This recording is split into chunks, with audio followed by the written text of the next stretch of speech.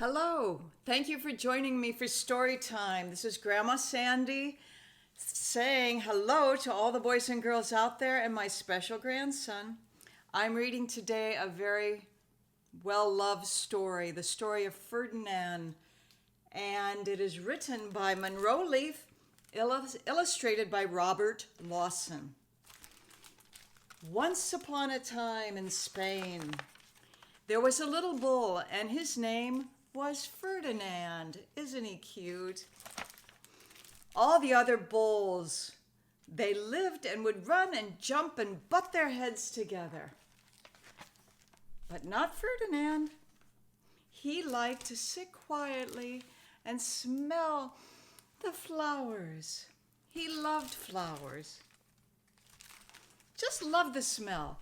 He had a favorite spot out under the tree in a pasture under the cork tree. There was the cork tree. It was his favorite tree, and he would sit in the shade all day, smelling the flowers. Sometimes his mother, who was a cow, would worry about him. She was afraid he would be lonesome all by himself. "Why don't you run and play with the other bulls and skip and butt your heads together?" she would say. But Ferdinand would shake his head. "I don't like to. I like it better here where I can sit quietly and smell the flowers." His mother saw that he was not lonesome, and because she was an understanding mother, even though she was a cow, she let him just sit there and be happy. As the years went by, Ferdinand grew until he was very big and strong. Oh my goodness, he's huge. Well, he still loved to smell the flowers. All the other bulls who had grown up with him in the same pasture, they would fight each other all day long, and they would butt their heads together. Why, they were worried most of them would be picked for the fight in Madrid. They were worried about that because they really wanted to stay in the pasture. Well, Ferdinand, he still liked to sit quietly under the cork tree and smell the flowers. One day, 5 men came in very funny hats to pick the biggest, fastest, roughest bull to fight in the bullfights in Madrid. All the other bulls ran around snorting and butting and leaping and jumping, so the men would think that they were very, very, very strong and fierce and pick them. Ferdinand knew that they wouldn't pick him, and he didn't care. So he went out to his favorite cork tree to sit down and smell the flowers. There's a butterfly there. He didn't look where he was sitting, and instead of sitting on the nice cool grass, he sat on a bumblebee. Ah! Well, if you were a bumblebee and a bull sat on you, what would you do? You would sting him, and that is what the bee did to Ferdinand. Oh, wow, did it hurt? Ferdinand jumped up with a snort. He ran around puffing and snorting and butting and pawing the ground as if he were crazy. Ow, that hurt! The 5 men saw him, and they all shouted with joy. Ole! Here was the largest and fiercest bull of all. Just the one for the bullfights in Madrid. So they took him away in the cart for the bullfight.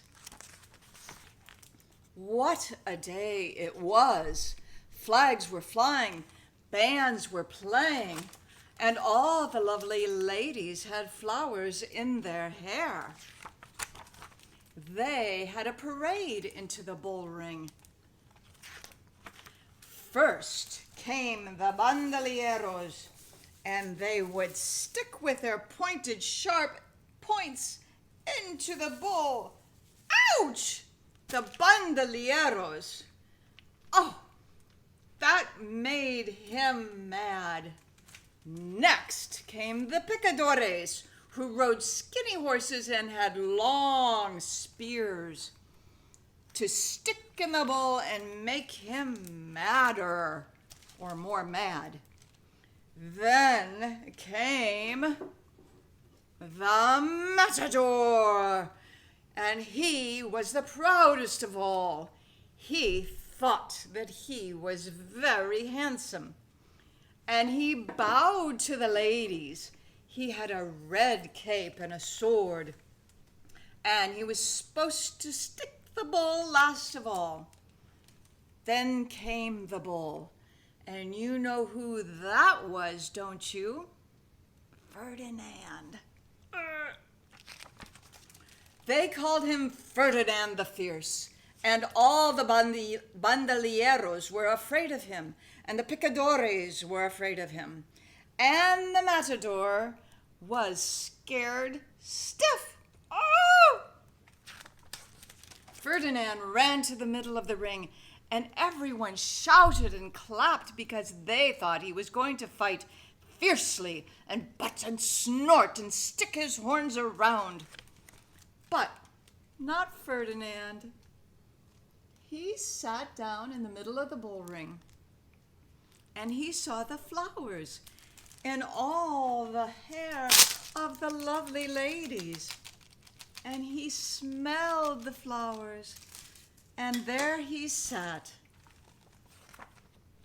He wouldn't fight and be fierce, no matter what they did. He just sat and smelled, and the bandoleros were mad, and the picadores were madder, and the matador was the most mad. He cried because he couldn't show off his cape and sword. So they had to take Ferdinand home. And for all I know, he is still there, sitting under the cork tree, smelling the flowers, and is very, very happy. That is the story of Ferdinand the Bull by Munro. I hope you enjoyed it. It's a very long-loved classic story. From my heart to yours. See you next time.